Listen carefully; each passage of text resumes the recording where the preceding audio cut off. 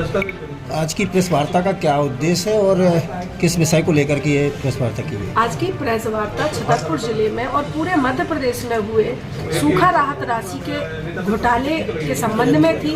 जो कई पीड़ितों के खातों में जो पैसे पहुंचने थे वो पैसे अधिकारियों के, पटवारियों के, तहसीलदारों के, चहेतों के खातों में पहुंचे हैं, जिसको लेके ये कुछ प्रमाणित दस्तावेज मेरे पास थे, कैट की रिपोर्ट मेरे पास थी और छतरपुर कलेक्टर ने इस पर कोई संज्ञान नहीं लिया, कोई कार्रवाई नहीं की। तो आज की प्रेस वार्ता यही थी कि जो हकदार हैं, जिनके जो सुपात्र हैं, जिनके खातों में ये राशि आनी चाहिए, चाहे वो सांप के काटने से किसी की मृत्यु हुई हो या किसी आपदा से, वो आपदा सूखा राहत राशि कफन का पैसा ये लोग खा गए, सुपात्रों के खाते में पैसा आए और जिन्होंने ये भ्रष्टाचार किया उन पर कड़ी से कड़ी कार्रवाई हो, वो लोग निलंबित हो और छतरपुर कलेक्टर और मोहन सरकार जागे, उनके कान में कुछ आवाज पहुंचे। इसलिए आज प्रेस वार्ता। कितनी सदस्यीय टीम गठित की गई है और कब? मेरे प्रयास से आदित्य सोनकिया जी के साथ 3 सदस्यीय टीम गठित की। मैंने उमंग सिंगार जी, लीडर ऑफ अपोजिशन, को एक पत्र लिखा था। उस पत्र के माध्यम से जिला कलेक्टर को थोड़ी सी शर्म आई है और जो उन्होंने एक पत्र जांच समिति गठित की है।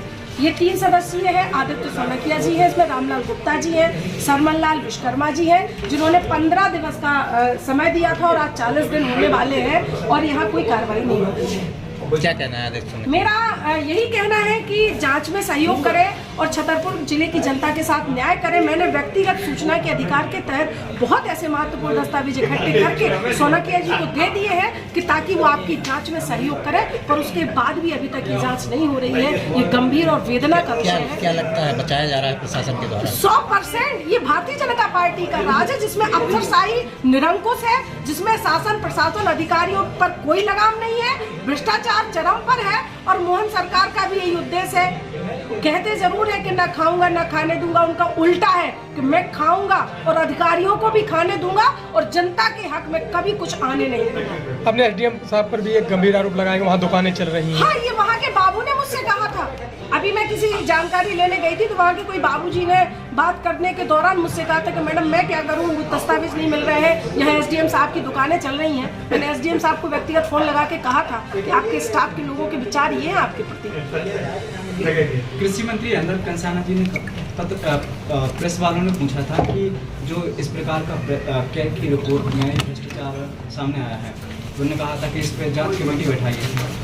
उन्होंने ये जवाब दिया था कि देखेंगे, बैठेगी। तो क्या आपको लगता है कि उनका ये लापरवाहीपूर्ण जवाब था? इस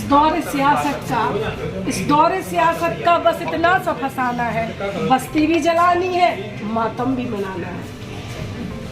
तो यहाँ अधिकारियों की मिलीभगत ज्यादा देखने को मिल रही है या फिर? बिल्कुल, जिला कलेक्टर महोदय दोषी हैं।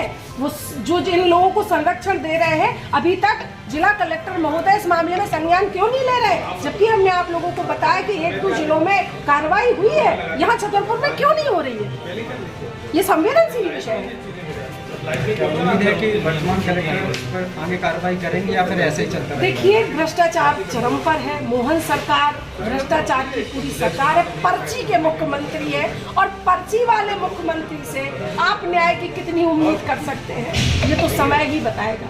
हमारा काम है आवाज बुलंद करना, लोगों के हक की लड़ाई लड़ना। हम वो कर रहे हैं, आप हमारा साथ दे रहे हैं। देखते हैं सत्य कब जीतता है।